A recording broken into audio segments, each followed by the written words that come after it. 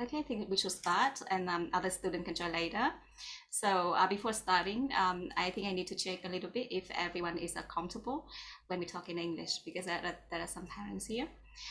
Và xin chào các bạn học sinh và các quý phụ huynh ạ. Nếu trong trường hợp như cái buổi hội thảo này thì sẽ dành cho các bạn học sinh trường quốc tế Úc và trường quốc tế châu Âu. Vì thế nên là chúng tôi sẽ thực hiện cái buổi thông tin này là bằng tiếng Anh. Thì nếu trong trường hợp như quý phụ huynh và các bạn học sinh nào mà có muốn là có một cái phần nào đấy dịch bằng tiếng Việt thì vui lòng là đánh máy ở trong phần chat thì chúng tôi sẽ dịch sang cái phần đấy ạ. Và xin cảm ơn. So hi there everyone. Thank you for joining us today with the AIS Career webinar series, the very first topic about health science. So in the session today, we will go through the background information on the health industry in the world and in Australia, and the top career trends, the benefits of working in the health industry, the study options for students in health science and scholarships, the career opportunities for graduates, and the experience sharing from our current students. So today we are welcoming our guests from La Trobe University. Firstly, Dr. Sonia Riesenhofer, the Associate Provost International in the College of Science, Health and Engineering. Hi, Sonia. Hello, how are you today? Hi, I'm good. How are you? Really well, thank you. Thank you for joining us. We have Miss Hieu Lê, Country Manager of La Trobe University in Vietnam. Hi, Hieu. Thank you very much, Chị. Hi. It's really nice. Yeah, nice to have you here. And we have Mai Hồng Ân, the second year student of Bachelor of Nursing at La Trobe University. Thank you for joining us. Thank you. Hi, everyone. Yeah, and today we will have the presentation from Sonia with the information about health science and the scholarship updates from Miss Hieu Lê, and followed by the experience sharing by Hồng Ân. And during the presentation, if you have any question, feel free to put them in the chat box. We'll get back to you at the end of the session. And don't forget to take note the very important information, because we will have a very funny quiz game right after the session, so you can get some very interesting gifts from La Trobe University. So again, on behalf of AIS and ATS, we are very thankful for your the guests representing today to share the information with us. So the first session is come from Sonia. So the presentation about health science. So over to you. Lovely. Thank you very much for the introduction. And we're just having our screen shared. Here we go. Beautiful. Lovely. So thank you very much, Ms. Hieu. So I'm really pleased to be here to have the opportunity to talk to you about health sciences today and careers in health and well-being. Hieu, if we could go to the next slide, please. So my name is Sonia Riesenhofer, and I am, as introduced, the Associate Provost International for the College of Science, Health and Engineering at La Trobe. But by background, I'm a registered nurse. I have a Master in Clinical Nursing with a focus on emergency care, and a PhD that focused on improving women's outcomes when they experience family violence. My current work is very much around international partnerships and working with colleagues from all around the world to create partnerships for educational opportunities. But I always like to try and keep a focus on health and well-being as I do that work. If I could go to the next slide, please. Just very quickly about La Trobe University. So we are in the bottom right-hand corner of Australia in the state of Victoria primarily. And we have 7 campuses spread across the state. So I'm located in the Melbourne campus, and Hong Ang, who will talk to you a little bit later today, is located in one of our regional campuses in Bendigo. We've got over 35,000 students, including 8,000 international students and more than 180,000 alumni. If we go to the next slide, please, Hieu. Just one thing I wanted to celebrate with you, given we're talking about health and well-being today, is the Times impact ratings, which are attached to the World Health Organization's sustainability rankings, and something that I'm very proud of on behalf of La Trobe. So we're number 4 in the overall world for our contribution to the impact rankings. And importantly, I think number 2 for gender equity and number 5 for good health and well-being. We can just move on to the next slide. La Trobe is just a little bit more than 50 years old now, and this is a picture of where the university was about 55 years ago now. So very much out in the country, in the middle of nowhere, just starting to be built, and created as a university that was established to actually allow people to enter university at a time when it was very difficult to do so. This is La Trobe University now here at the front of the picture, so you can see some of our buildings. La Trobe is actually surrounded by a small moat, and you can see the city of Melbourne about 20 kilometres in the background.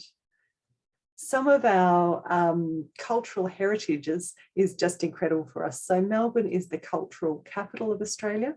It used to be the most livable city in the world. We've dropped a couple of spots over the last 2 years, firstly overtaken by Vienna in Austria, but I think we'll get our way back up again to the top. But we are Australia's best student city. We're the sports capital of Australia, so Australians are very excited about sport. But probably more importantly, we have world-class universities and research facilities. And not too far away from our city, we've got a really lovely regional and rural environment. If you go on to our next slide, some of our locals, and I suspect our colleague who's here with us today to talk about his experiences as a Bachelor of Nursing student might be able to say that you've actually seen kangaroos in the car park at the Bendigo campus. Yeah, absolutely.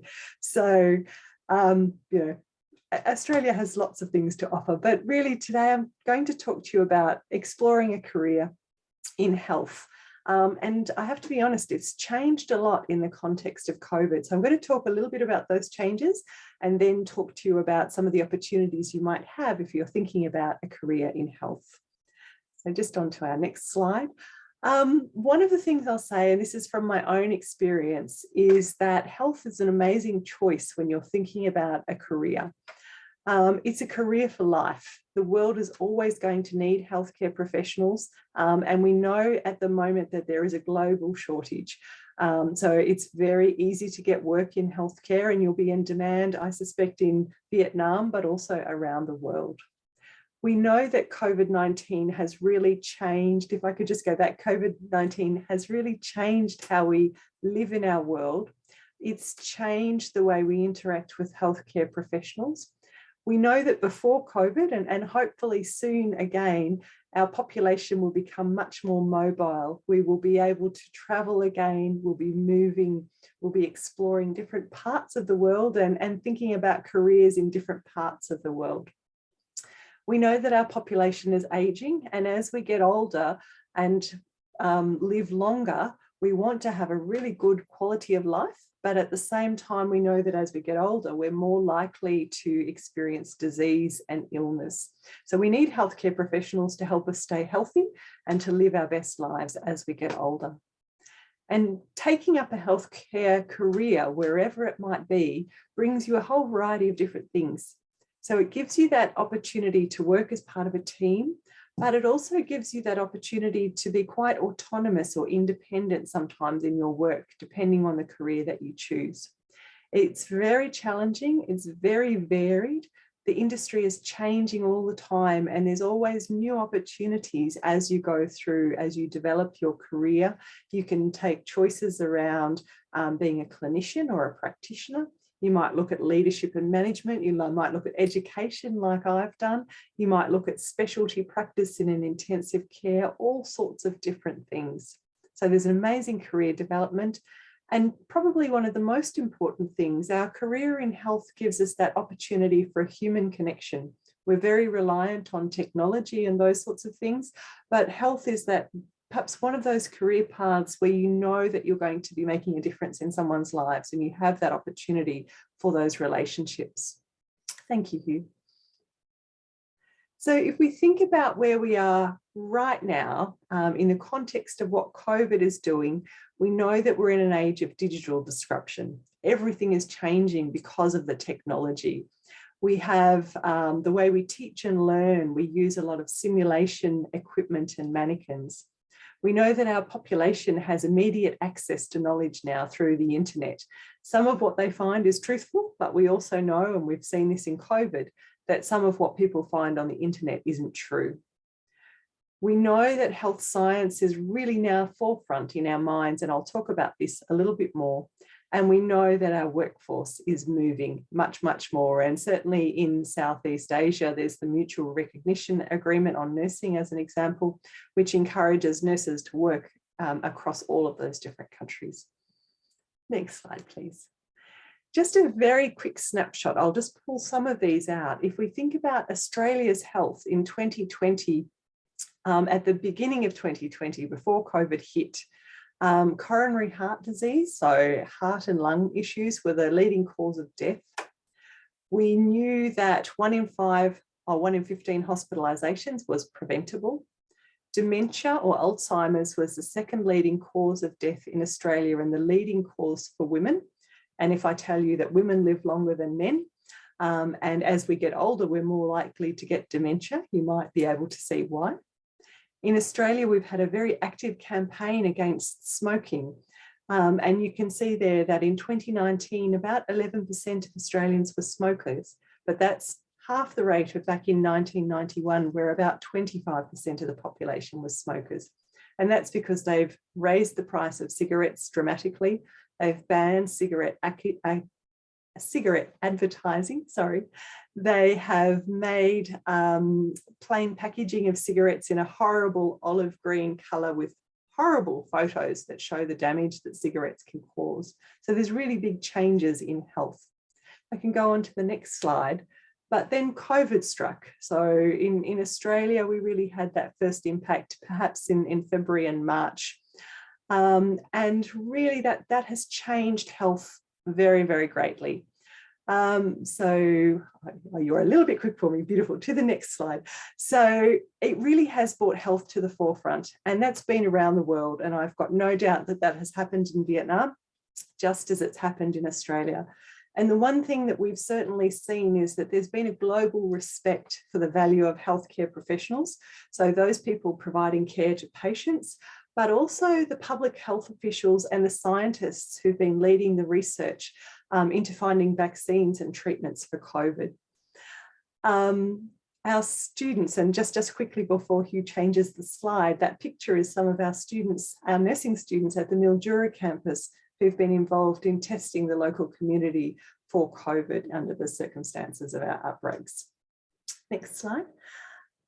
If we think about how health has changed, I think one of the big changes is we've really started to use much more digital healthcare than we did. So we were already starting to use medical electronic records, for example. We use a lot of equipment in our hospitals and healthcare, but we've dramatically increased the amount of what we call telehealth or virtual care, where rather than going to see a doctor, you might have a consultation over a session like Zoom. So in 2020, in April, when the pandemic was starting, 36% of all of our doctor consultations in Australia were telehealth. And prior to that, it would have been less than 5%. But some of the other things that have happened haven't been so good. So because COVID has overtaken us, a lot of people had their elective surgery cancelled. A lot of screening was cancelled. So things like breast cancer screening, prostate cancer screening for gentlemen has actually fallen away because people aren't going in to see their healthcare professionals. And so we know that there will be a wave of diseases being diagnosed, such as cancer and other diseases over the coming years. And they'll be diagnosed later because people didn't get that early screening. On a good note though, emergency department presentations fell by 38%. People were at home, they weren't driving, so they weren't having car accidents. They weren't out working, they weren't having accidents at work. So it's really changed our health and well-being. We jump on to the next slide. We have in Australia, and I suspect in Vietnam and around the world, In being in lockdown, it's changed the way we socialize, it's changed the way we interact. And as a result of that, our mental health problems have grown a lot. We have a lot more depression, a lot more anxiety, a lot more family violence that have been occurring in Australia. Respiratory illnesses, and we know that COVID is a disease that affects our lungs. The respiratory medication rates went up because people were trying to prevent themselves from getting sick. We go on to the next slide here. If we think about the other big things that came through, and there's probably two main ones if you're thinking about a career in health, and you can think really broadly. So health isn't just about providing care to a patient, but it's also thinking about public health. So where we get our data from to make the decisions around where we spend our health money. So we know that with COVID, we saw that people who live in poorer communities are more likely to get sick. We know that people who live in high density housing are more likely to get sick. So we needed healthcare professionals, but also public health experts and data experts, such as Prof. Hasvali there, to actually translate this into language that we understand when we're not healthcare experts. So that's really changed the way that we're getting our information. And on to the next slide, please. The other big thing that's happened is medical research has just grown. There have been millions and millions and millions of dollars thrown at research to find vaccines for COVID, treatment for COVID. We're using some things that are evidence-based, but some things are myths and are actually quite dangerous.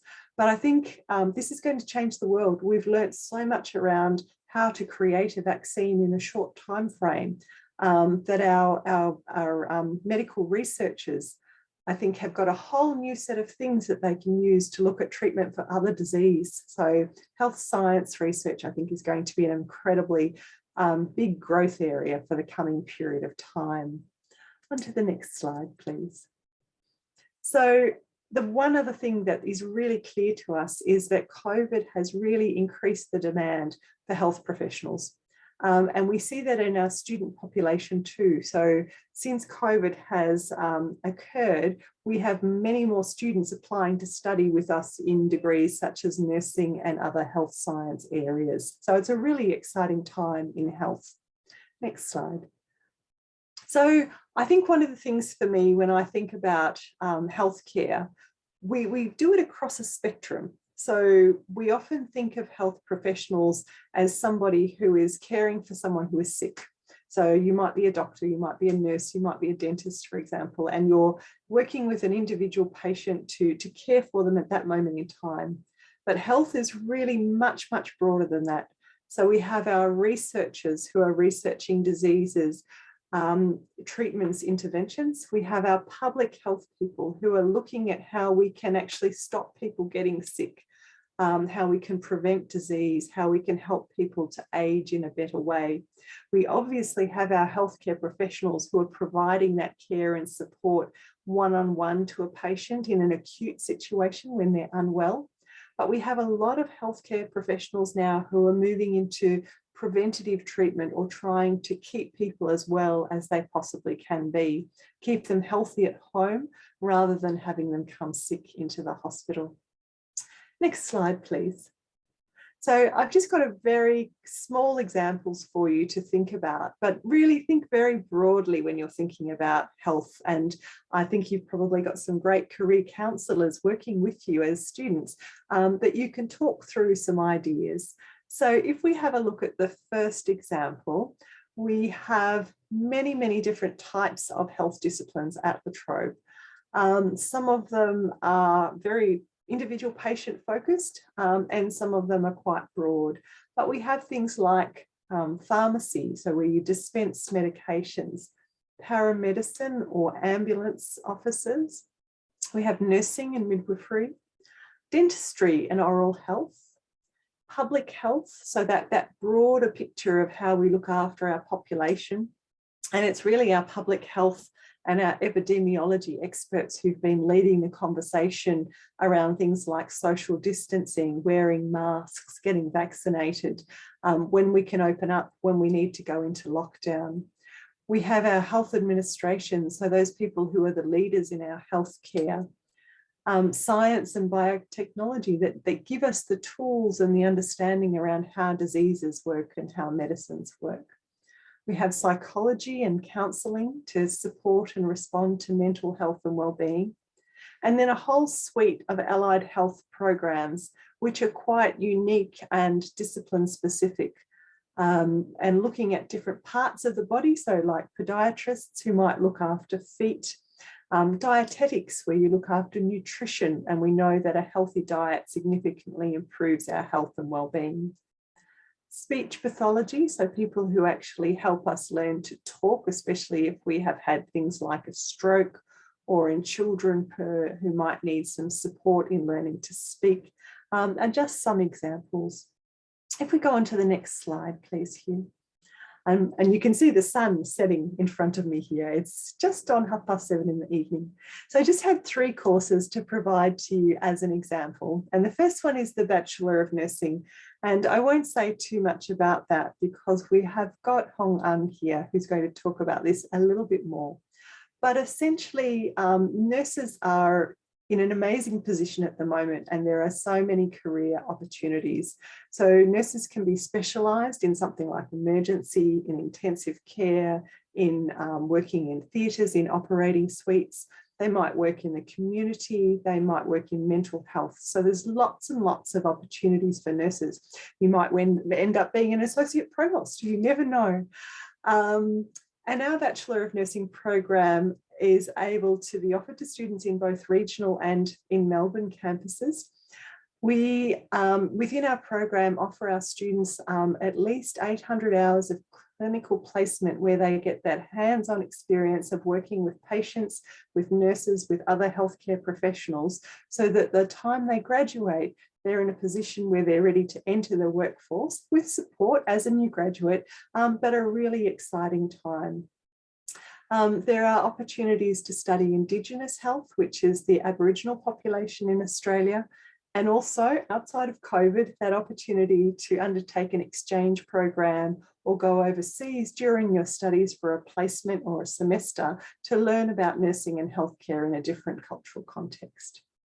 If I go to the next slide, we also have a Bachelor of Health Science. So if you imagine our nursing course as being an example of one of those practitioner courses where you're providing care to patients, our Bachelor of Health Science does a variety of different things, and you can choose a number of different specialty areas, but you can focus on that medical science aspect, so working towards being a scientist. You can look at public health, so that overarching view of where we spend our money to improve the health and well-being of our community, health promotion to make that difference, rehabilitation counselling. And we know that many people will have injuries, they will have a stroke, or they will have other diseases or illnesses that impact on their ability to do the things that they want to do, to walk, to talk, to go to work, all of those sorts of things. And so a rehabilitation counsellor works with people and helps them either come to terms with or do the best that they can with the things that they have. And we also have a focus on health, well-being and performance associated with sport, concentration, motivation, and those sorts of things. And in these sorts of programs, as a student, you would have an opportunity to undertake what we call work-based learning, but a practicum or a placement in industry or in a workplace where you can actually have that chance to have hands-on experience of putting your learning into practice. If I could go to the next slide, please, Hugh. Now, I know you are in your year 10 and 11 and 12 at secondary school, but I also wanted to share with you, a longer term opportunity. So we have our Master of Digital Health, and one of the questions that we are coming to understand is how healthcare is going to change because of COVID. And I think we are going to have much more technology. We're going to use data much more. And we're going to change the way we work with patients by using things like telehealth and virtual health. And so in our Masters of Digital Health program, you can come in and study a whole variety of things that will be so applicable to the world that we're shifting to in health, but in also other areas of the world. Now, I'm conscious we've only got a short period of time, so I'll stop there, except to just reinforce one of the things that I think when you're exploring a career in health is that you really want to have that opportunity to have a work-based learning placement and have that link between what you're studying and your career. So in nursing, it's quite clear. So in your Bachelor of Nursing, you undertake placement in your workplaces and you prepare for your graduate year. In a lot of our other courses, you'll have either work-based placements or that opportunity for some kind of other engagement where you can work in an industry in the Australian healthcare setting to put into practice the skills that you're learning. And I think irrespective of where you choose to work in the world and irrespective of where you choose to study, I'd really encourage you to find a course that gives you that opportunity for hands-on practice and that opportunity to go and practice in a workplace somewhere and really see what you're learning turning into something very practical. And I think that's something that will make a big difference to your opportunities to get jobs and outcomes in the future. So I will stop at this point in time. I think we're going to have some other speakers and then I'm very happy to answer any questions that you might have. So thank you very much. Thank you, Sonia. This is very informative presentation, and I know it is very helpful for the student here to know about the huge impact of COVID into the health industry. So they will see the trend and not the opportunities of the healthcare career now and in the future. So that will be useful for them to choose the right program when they aim to work as a like healthcare professionals. So thank you very much, and I believe that we will have several questions after this, so please stay to the end of the session so that I can answer those questions. Thank you. To the students and parents again, please feel free to put the question in the chat box. So we are very happy to answer them at the end of the session. So when we talk to the students, especially high school students, we have quite a lot of inquiries about the scholarships. You know, it is very it is necessary because it can recognize the efforts of our of the students who are studying very hard and get high score at high school and take place and get part in the extracurricular activities. So so the next part is the sharing from Ms. Hiếu Lê, the country manager of La Trobe University in Vietnam, and she will bring you the very like useful information about the generous scholarship from La Trobe University. So over to you, Hiếu. Yeah, thank you very much, Mai, for your introduction. Let me just start with the share screen. And yeah, can you all see my screen, right? Yep. Okay, great. Okay, so hi everyone. Thanks again for having us. And this is our pleasure to meet with you and to share our exciting courses on health and also the scholarship information. I think I got like 5 or 10 minutes to share, so I just really go very quickly. But please let me know if you have any questions during my presentation. You can just unmute to ask or maybe just type the question into the chat box in Zoom.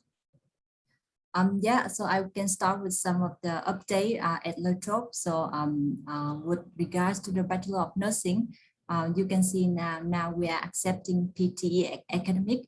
And also another good thing is that the Bachelor of Nursing is now in the list of eligible courses for scholarship from this year. So what does it mean? So it means that if you join for nursing from 2022, you will be considered for scholarship. And if you want to know more details, for sure I can share that very quickly in a minute. Okay, so like now we'll go more detail into the scholarship. So as I just mentioned about the eligible courses for the scholarships. So what are they? This is the exhaustive list that you can find from our website.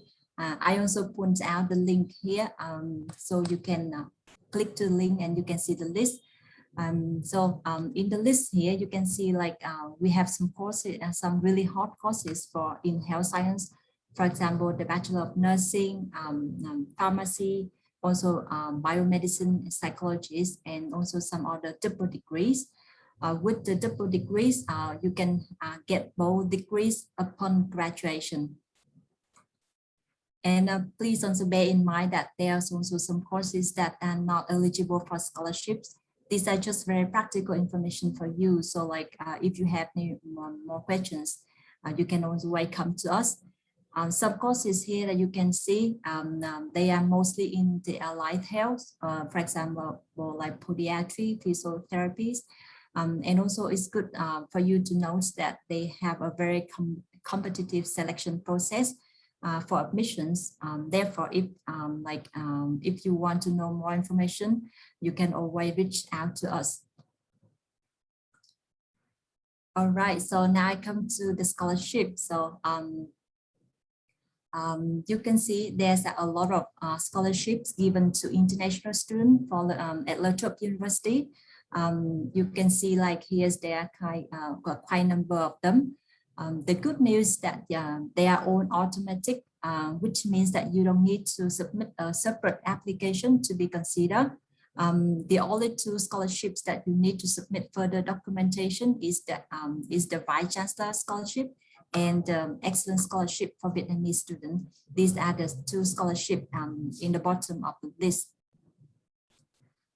And to make it easy for you, first you need to look at the nationalities and over here, and also the second thing is that you need to look at the eligible courses for scholarship that I just shown to you.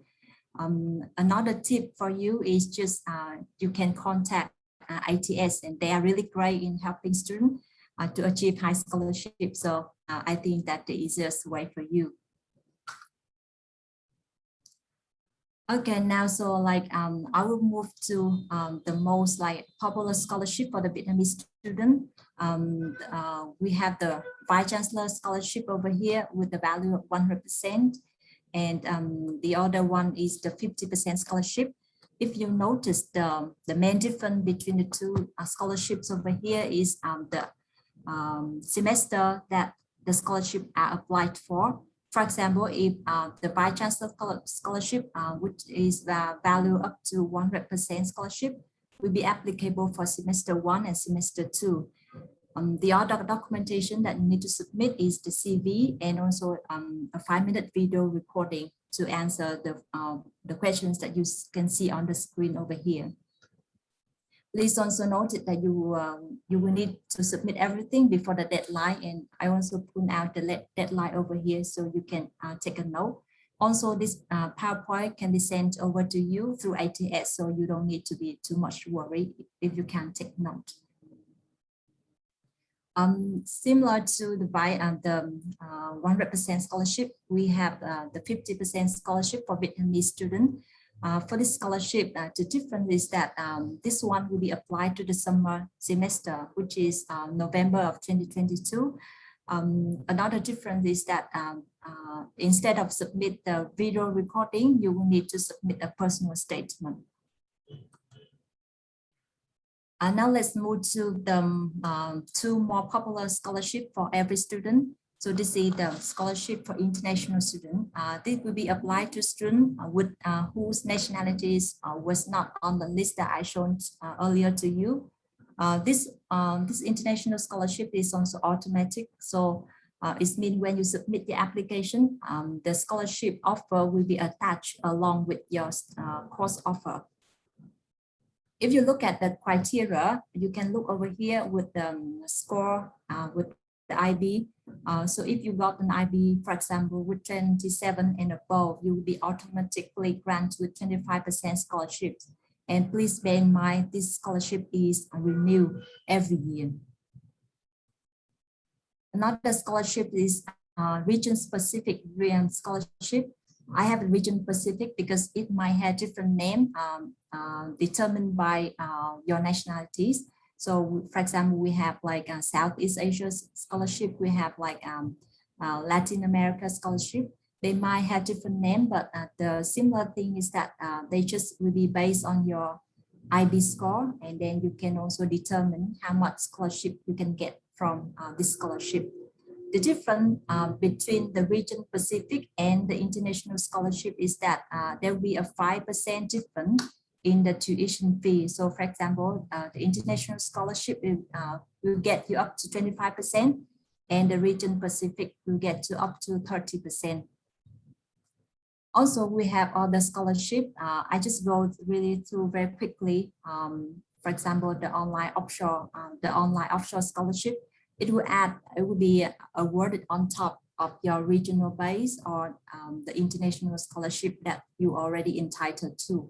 So if you are currently have 25% scholarship, the online offshore scholarship will get you another 5% and will make you a 30% scholarship.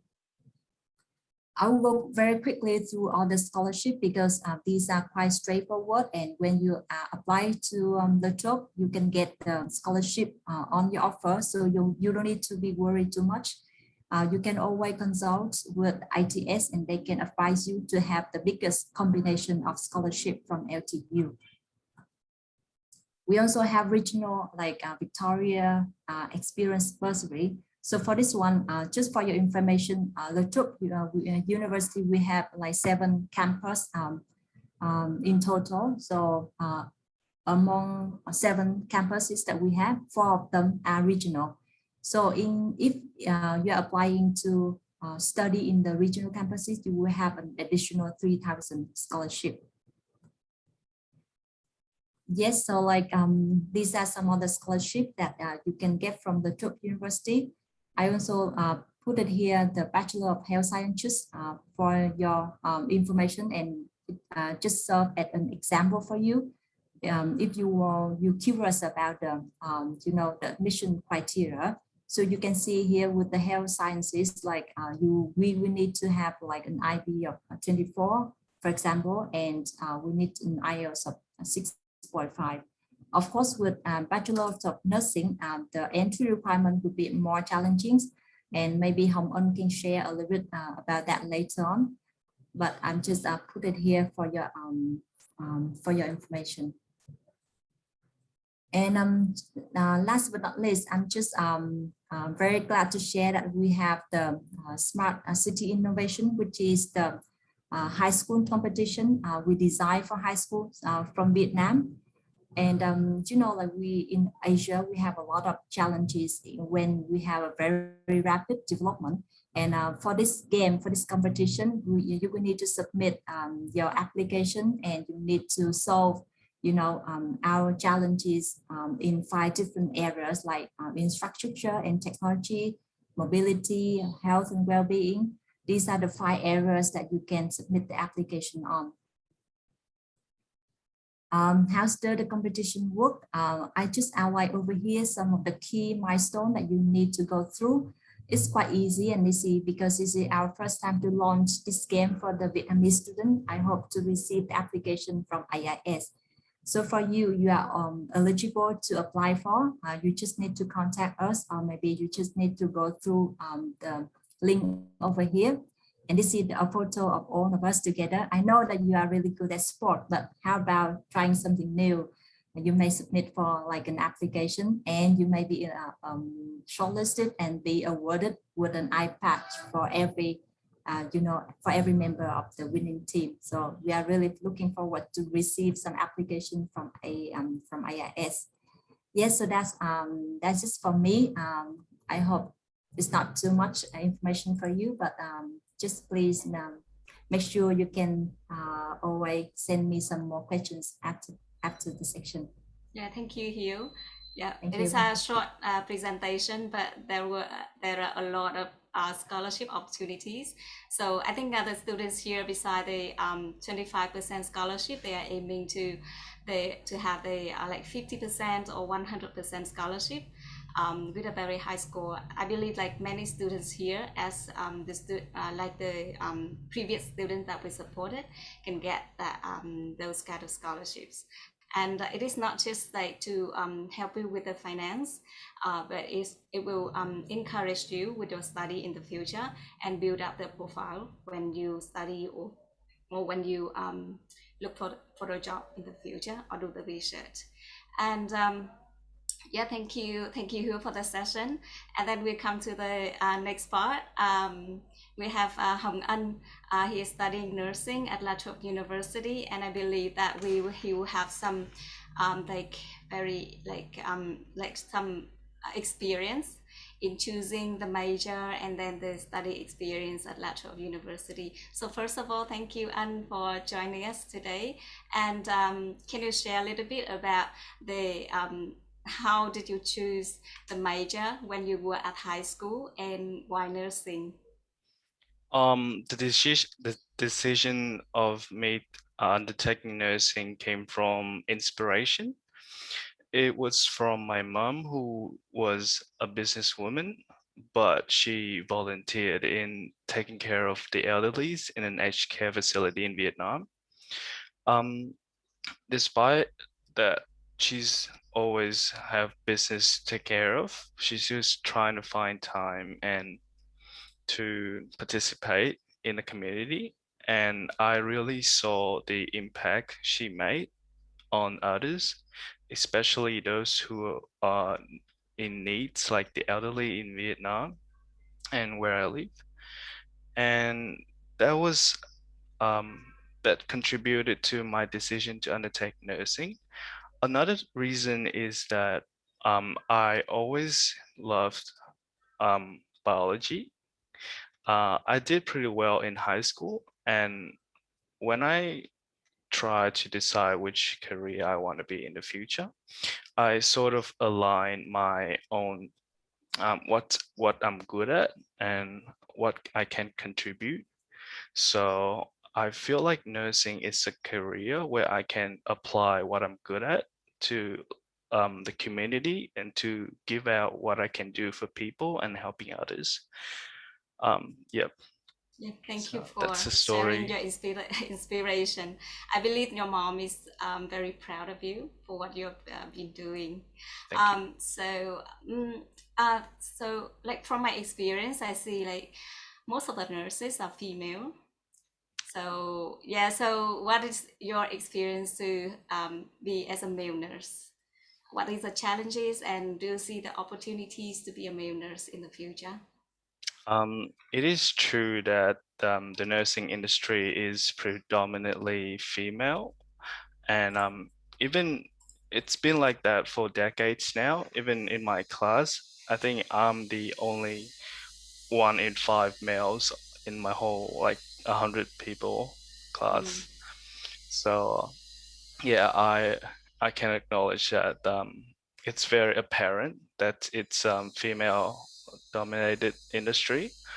But since I started my placement, that means I get to work on the hospital and I get to practice. I can see that each gender has its own strength in terms of providing care to others. I can see how it really depends on how a person can communicate well or not to provide care, because essentially nursing is about the patient themselves. And if you're good at um, communicating or practicing, I think it doesn't matter if you're male or female, you will do well in the industry. Yeah. yeah, thank you. So for the to the students who like the male students who are like staying here or the ones who see the recording later. So if you are pursuing to be a nurse in the future, so just be confident as there are a lot of like opportunities for you. Yeah, just go ahead with your dream. And I know the entry requirements for nursing is not low; it's quite high. Consider the GPA and also especially the IELTS. So, what did you prepare for that? Like when you study at high school? My background in Vietnam, when I was in high school in Vietnam, I was an English student. That means I focus primarily on English. I still did well with other subjects, but English was like my spike, what I'm good at. So that was very lucky for me that my background in Vietnam was very beneficial to the career choice of nursing.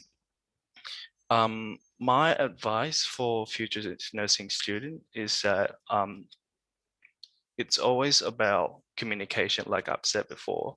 So sharpen your skills in English, verbally, or written, or whatever form it is, especially listening. Listening is a very hard skill to master in nursing, but if you can, it's really beneficial for you. So English, and you can also look for like studying deeper in biology or chemistry. I know for students in Vietnam, once they transfer into a university in Australia, they're going to face the challenge of new terminologies in a complete different language. That was my challenge when I started this course. But I think with time and with more exposure to the language itself, it's going to get better. And yeah, Yeah. it's really about exposure and sharpening skills. Thank you. Very helpful for our students. And the last question before we move to the Q&A session. So why Latrobe to study nursing?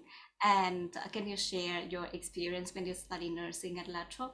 And what is like when you study nursing in the pandemic period? Like the challenging, and then what is the opportunities to like challenge yourself and adapt with a new environment?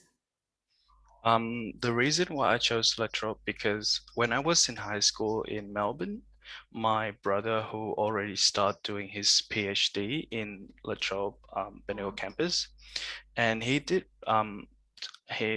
he did his bachelor's degree in a different university, so he was able to compare the quality of teaching between the universities.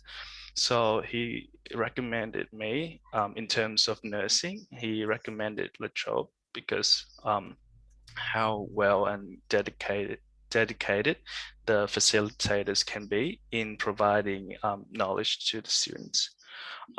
That I can confirm throughout my 2 years of studying in Latrobe. Yeah. The second question is my experience of studying in Australia, particularly in Latrobe University. I did mention before that I had some problem with terminologies and language itself regarding nursing.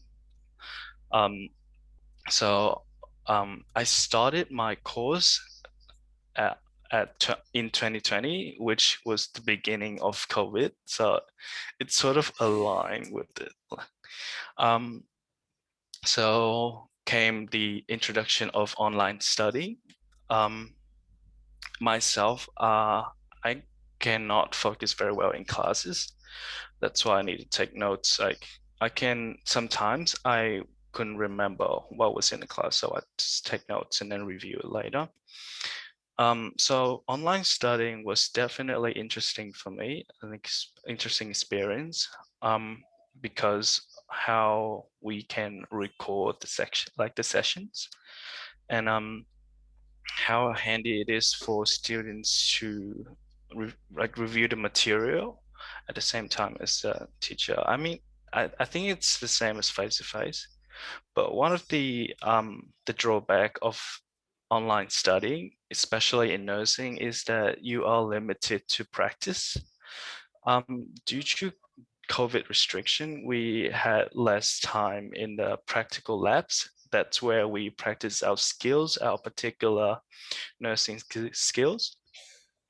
We did, I think my cohort in first year did have some trouble in adapting to the placement, our first placement, because the expectation did not align between the students, the university, and the placement facility, because the skill criteria was not met. So I think that's one of the hardship that nursing students have to face during the pandemic. But I also think during the pandemic, looking at a bright side, as Sonia had mentioned before, it is time where health professionals really shine, especially frontline workers like paramedics or nurses, where they have to directly in contact with potential COVID patients. And they really have to take care of themselves and while contributing to the effort of stopping COVID. So I looked at the media and I saw nurses everywhere um, rolling up their sleeves to give a helping hand. It really raised the moral of a nursing student like me, and it really kept me moving forward despite the hardship I might experience during the pandemic. Yeah. Okay. Thank you. Um, Such a experience during the pandemic, right? I hope that the situation will become better, so you can complete the placement soon. And about the online study, it is not there are not just challenges, but there are also opportunities for the student to have a resilience, and then like they know they have more skills, for example like managing time and like managing themselves and adapt with the environment, because the world is changing every day. We don't know what happens like in the next few years, so it is a like opportunity for us. So we need to take this. Thank you for sharing, and please stay until the end of the session and see if we have any more question for you. So we have some question in the chat box, and I see like Sonia has answered some question here, but we have a question from Quốc Anh. He asked about the difference between the two majors, psychological science and medical psychology, both in bachelor degree. Yes, okay, Sonia. So I suspect that might be some old information coming through there. So one of the things that we've done in our Bachelor of Arts degree is we've completely refreshed it. So it might be that you're looking across different years to see that, but we don't have medical psychology at the moment in terms of part of the Bachelor of Arts. We do have a Bachelor of Psychology with honours, which has that focus, if you like, on somebody who wants to then go on and do their Masters of Professional Counselling and become a psychologist. Which is one pathway. A Bachelor of Arts with Psychology is usually for someone who perhaps wants to go into workplace relations or other areas, even marketing, recruitment, all sorts of areas where psychology and understanding how people think and why they do the things they do and how we can motivate them. That's where that sort of perhaps major in psychology in a Bachelor of Arts would be really useful. Yeah, okay, thank you for that question. So I hope that Quốc Anh has get that. And if you have any further questions, just feel free to unmute to ask or put the question in the chat box.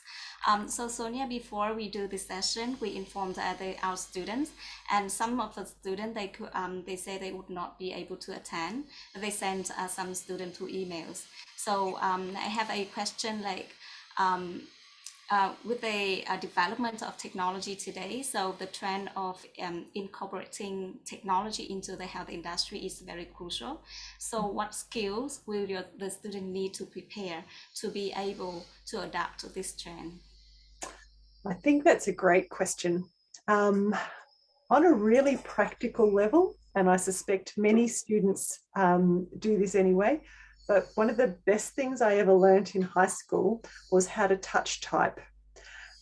Because when you go into your clinical placement as a healthcare professional or wherever it is, you'll be doing a lot of typing now. So we have what we call computers at the bedside or computers on wheels. Sometimes we abbreviate them to cows. And where it used to be that you would write your notes on a piece of paper, you now type them up. So this is a really simple thing, but if you can touch type, if you can type quickly, your life is so much easier. So that's one very practical thing. And to be honest, I think that applies just about everywhere now. Yeah. Being comfortable with technology, so using a computer, using some of the very common programs will also help you. Things like computer programming and those sorts of things, I don't necessarily think you need unless you're going to go down that pathway into digital health in the future. But I think that that awareness and that openness to technology and the curiosity. And I think the other thing, whether it's technology or otherwise, but it's just being, to some degree, it's being brave, but to have a go, to try something new, and to experience different things. I think that's really important when you're studying healthcare, that, being confident to practice if you have that opportunity. Yeah, thank you for that. Yeah, I'll pass the answer to the student. Thank And we you. have a question in the chat box about nursing. Mhm. So I heard that nurses are not paid very well in Australia. So is this true? No, it's actually not. So nurses, I think, they receive an average wage, if you like, in Australia, and even when they graduate. So the way that the nursing healthcare workforce is paid is that every year of your employment, you will actually receive a pay rise. So you'll start at a particular salary. I don't know what that is offhand. Hong Ang might be able to tell us. I don't know if you've ever looked that up, but it is publicly available. You can actually search it and you can find out how much nurses are paid. One of the things about Victoria, though, in particular, is that we have something called nurse-patient ratios, which don't necessarily exist in some of the other states and certainly don't necessarily exist around the world. But what that means is that when you're working in an acute hospital, for example, you can expect that one nurse will be looking after 4 to 5 patients on a day shift, and one nurse will be looking after 9 patients on a night shift in an average ward. And what that means is ideally you'll have time to provide care. So there might be some places where one nurse might look after 15 or 20 people, and then that you will be so very busy and you won't have that same ability to provide care. So there's actually a really strong framework around nursing practice, and particularly in Victoria, to ensure that we can practice safely and effectively, and nurses are reasonably well paid. The other thing with nurses is even if they're paid a base rate, last thing, if you work on the weekends or if you work on an evening shift or a night shift, you actually get a little bit of extra salary. Oh, that's great. Thank you. Yeah, and hopefully Hung Lei, your student or parents, will be happy with this question, and then we choose the nursing as a major at a university. Yeah. Next question is about the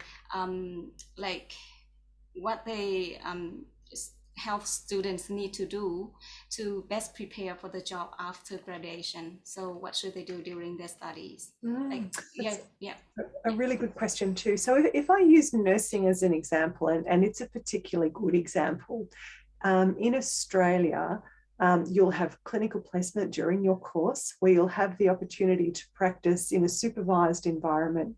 And when you graduate, we have something called a graduate year, which is the first year of practice. And you can apply to hospitals all over the country, or aged care or community care, depending on where your interest is, or mental health care.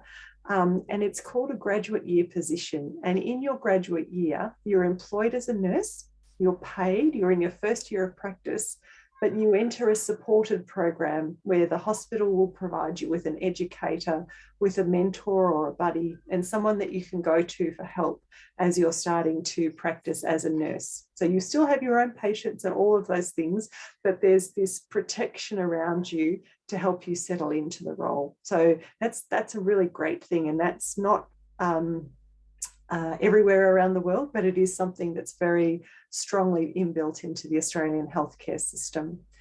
I think some of the other things that you can do is learn as much as you can during your studies. So really study and think about the theory that you're learning, but take every opportunity to practice doing that when you go into your clinical placements and other things. I'd really encourage students to practice talking. So I made a comment in the chat that Australians have an accent, and particularly Australians, I think in Bendigo, you might find that the accent is a little bit stronger than sometimes in major cities. And certainly in the north part of Australia, in Queensland, we will laugh and say that they have another kind of accent. And so listening to Australian accents, so listening to YouTube or watching Australian movies or talking with Australian friends and practicing speaking is really good. If you can get a part-time job, depending on how heavy your study is, it also helps you learn to communicate and get to know the sense of humour and those different sorts of things. So I think it's becoming part of the community that you're living and studying in really helps you then when you transition into work. And probably the other thing is being realistic in your goals. So when you study a profession, you study for 3 or 4 years and then you go into the workplace, I think you need to be realistic that you will be learning even when you first start. So you need to be kind to yourself. You need to be able to ask questions if you don't know.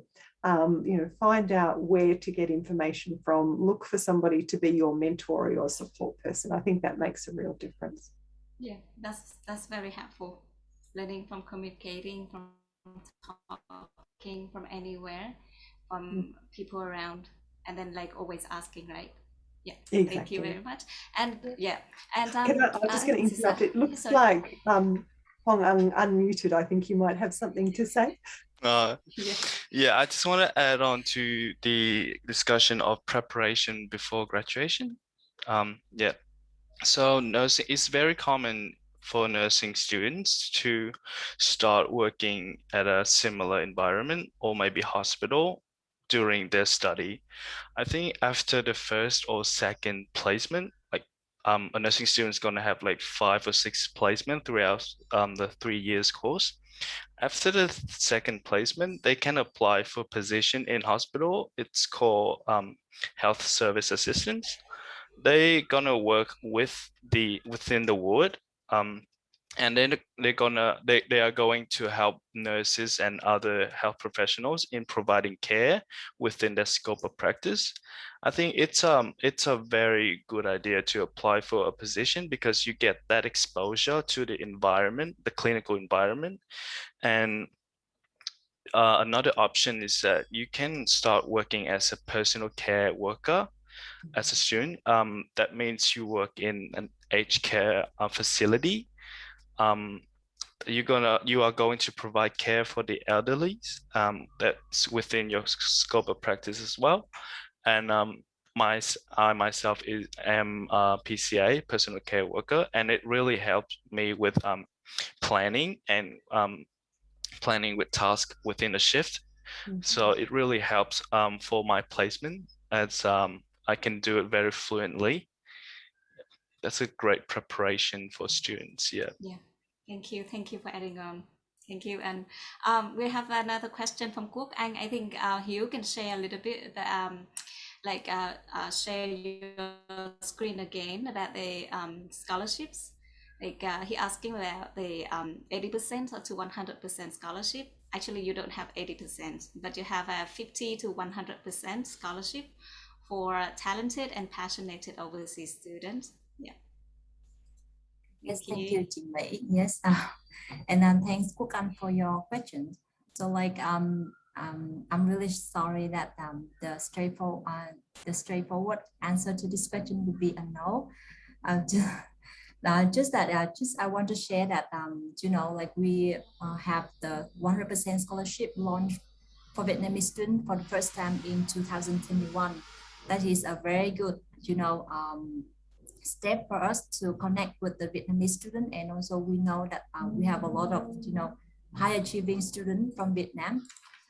We are very happy to continue to carry out the 100% for the 2022. But I'm sorry that if you are an overseas student, we don't really have any big scholarship for overseas students yet at the moment. I think maybe Quốc Anh is mentioning about like overseas student in general, so that may include like Vietnamese students. So you can mention about the 100% scholarship for Vietnamese students. Yes, so like Yeah. the condition that we have for the 100% and the 50% scholarship is for Vietnamese students and living in Vietnam. So if you are returning and if you are currently in Vietnam and you apply for the scholarship, you are very much welcome and you are eligible. But if you are taking like classes and if you are enrolling in, undergraduate or maybe in high school overseas, that could be not possible for you to apply for. Yeah. But Kukan, yes, you can, is that okay? You can keep in touch with ITS and then they can send you more information about how to make the application like eligible for the scholarship. Yeah. Okay. Thank you, Hiếu. I think maybe this is the last question from our student. And if students or parents here, if they have any further questions, just feel free to contact ATS. So we will forward the question to Lateral. So we come to the interesting part to wrap up the session. That is the game. That will be led by Hiếu. So hopefully that the students and parents here have taken the important note, and then we can join the game to win a special gift from Lathrop University. So good luck. Yeah, thank you, Jimmy. So like I will share the screen and can you please get your phone or maybe you just can turn on the Kahoot on your laptop or computer ready. We can enjoy the game a little bit and then a lot of good prizes are waiting for you. Okay, you just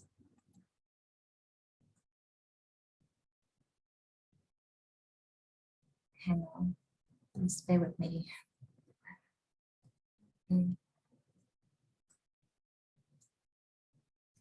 Okay, so to join the game, I guess that you already know how to join, but like you can just type in kahoot.it from your laptop, or maybe you just can place it with your smartphone.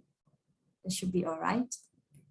Hồng Mân, you are also welcome to join the game, but for the gift, maybe Sonia can send you something else. Very welcome to have you join this game too, Hồng Ân.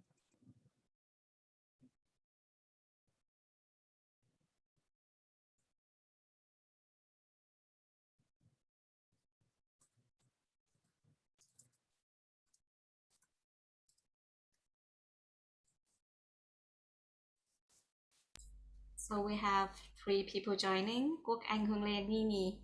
Come on, students.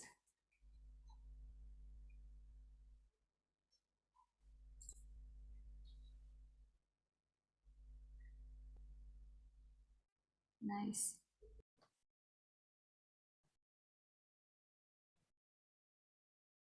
Six already. We have Christine, Ann, Hannah. I think we have around like 10 people here. Joanna.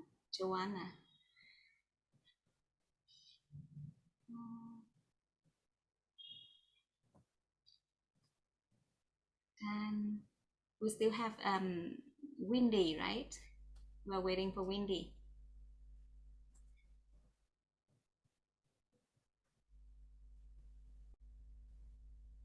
Great. So yeah. So I think we have everyone here. Hiếu, you can start the game. So good luck, Yes, sure. everyone.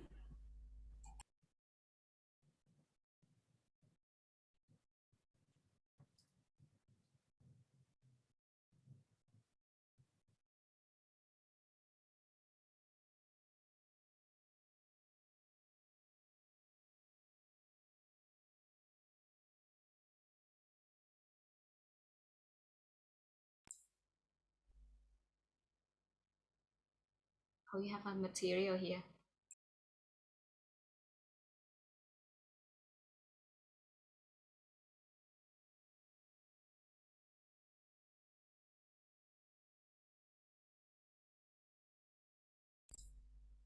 How many campuses does Lathrop University have? I think Sonia mentioned in her presentation already, and we can see the material like here. 9 answers. For 2 correct answer. Lathrop University has 7 campuses. So let's see. Oh, and of course, he's a laptop student. He's on the top, and Quốc Anh is a runner-up, followed by Huong Lê. So the next question, number 8 question. Don't be worried. Prize for Technology Infusion Challenge. Oh, this one was mentioned in Hugh. Yes. In Hugh's presentation, right? Come on. Yes. Oh yeah, we have 3 correct answers. So let's see the podium. Oh, we missed that, right? So if you got IB of 27, how much scholarship will you receive from laptop? Yes. 27, Sorry. 27. And the answer is 30%. 3 people got the correct answers. So let's see the podium. Quốc Anh is on the top, and then followed by Anh Mai and Dan. Dan is on the top 3. Come on, Nini and Joanna. Is laptop international and region specific scholarship renewable? Easy, easy. Yes, 9 correct answer. So Quốc Anh is still on the top, and then Dan and followed by Anh Mai. Joanna and Nini is still following.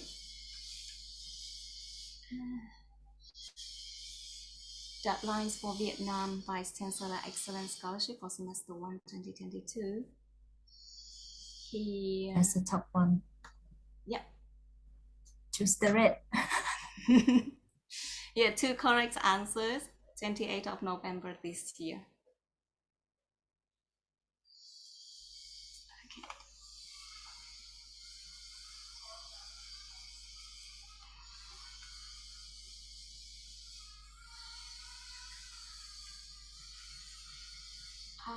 Two correct answers. So let's see the podium.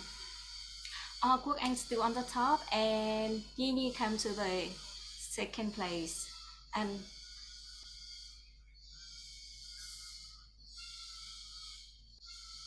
the last question, the